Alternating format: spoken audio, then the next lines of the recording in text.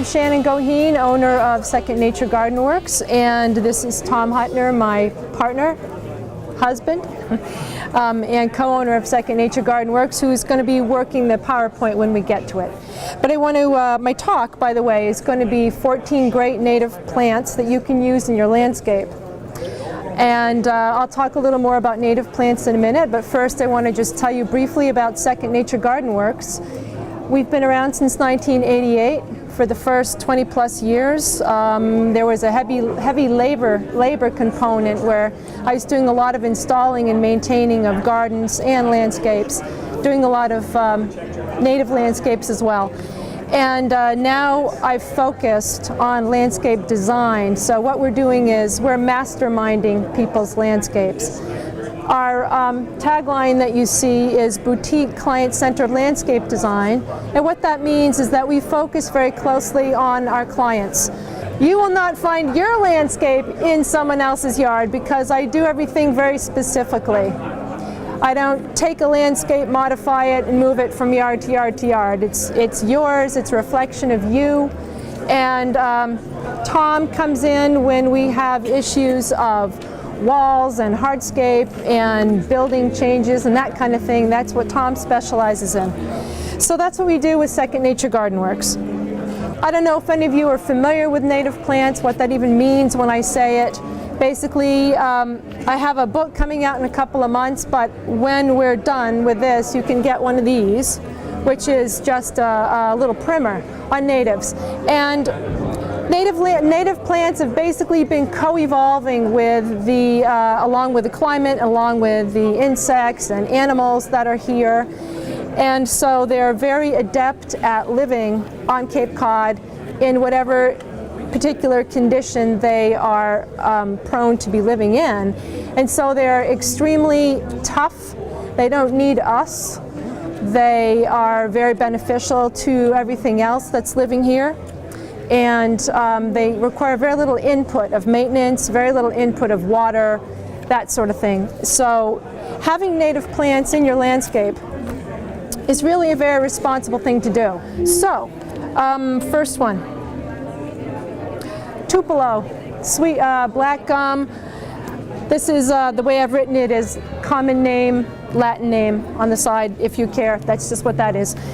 And this is a plant that grows both in wet and dry conditions. You see it all along in wetlands. You see it in woods. It has beautiful red fall color, beautiful, beautiful red fall color. It has very architectural branching. You can always tell one of these because these branches you see are horizontal. They come straight out of the tree, and they're kind of craggy. Lovely plant. I'm probably going to say that about everything because I like these plants. But this one is particularly gorgeous. So I just want to rotate around so everyone sees it. Red cedar. This red cedar, you know this. There's cedars everywhere on the Cape. Fact of the matter is the cedars are field plants. When you have a big cedar somewhere that has a nice shape and other trees around it, you know that that cedar was one of the first things there. All the other trees are younger because cedars only grow in sun. They have to have full sun. You find them, as I said, colonizing old fields, colonizing open places. They grow on the beach, they grow everywhere. Excellent tree, beautiful blueberries. Does not need you ever, just needs sun. And also doesn't grow back. A lot of people will ask me, they'll have like a dead branch on their cedar and they'll say, will that come back?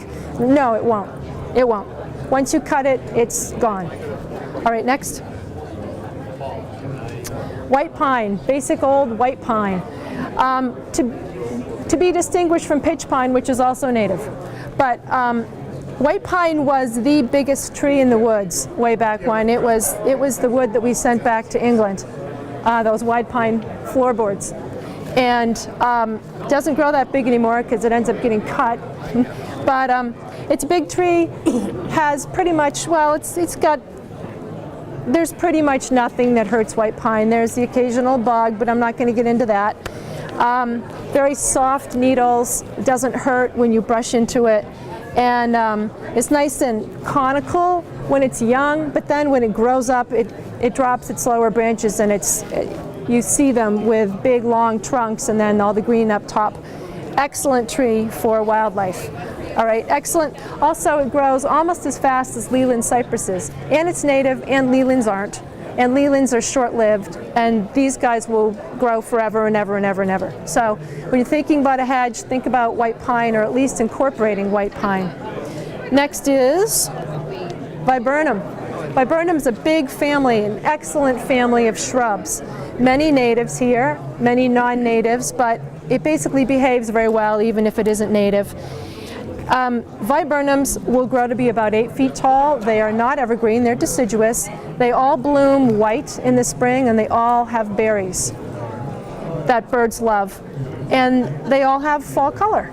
So there's just nothing negative about a viburnum.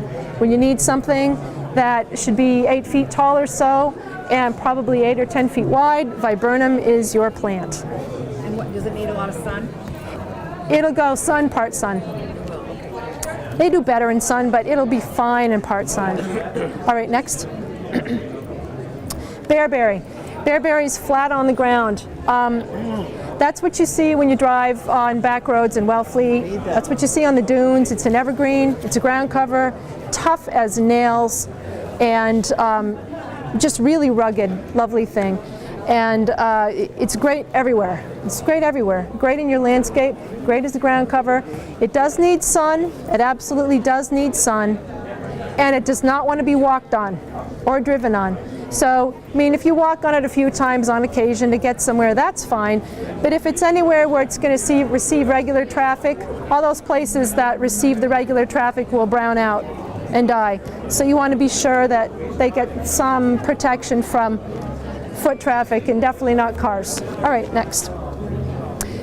Bayberry, common plant, grows in the woods, grows in the fields, grows on the dunes, and it's the thing that they made the bayberry candles with from their waxy, berries, kind of these white berries that come out in the fall. And berry is, it'll grow to be 8, 10, 12 feet tall if it's happy in the sun somewhere. If it's by the water, it's a tougher situation and it stays very small and compact. In your yard, it'll try to get tall too. If you prune it after a year, then you can have a really nice, it'll have a nice form, a nice tight form instead of being woody. It'll be very shrubby. So excellent plant, needs no care. Sun is best, but it does either. Sweet pepper bush is a plant that there's a taller form of it that's native that you find in all the woods. It'll grow in wetlands, it'll grow in uplands, it'll grow in sun, it'll grow in shade. It has lovely, it's a little hard to tell because you're so far away, but it has kind of elongated white or pink, depending on the variety, blooms. They're very scented, and they come out in midsummer, like around June, July. They have lovely yellow fall color. They have berries that birds like, and they grow by underground stems. So they'll eat up a lot of land. If you need something that needs covering that you don't want to bother with, get yourself a sweet pepper bush. And there's, like I said, the native ones will be 8 feet tall or so. You can also get the cultivars that are lower, that are 4 feet or less. Next. It's a red twig dogwood. Great plant for fall color, well, for winter color, not fall color. This is a picture of a whole field of it in Maine, this red that you see down here.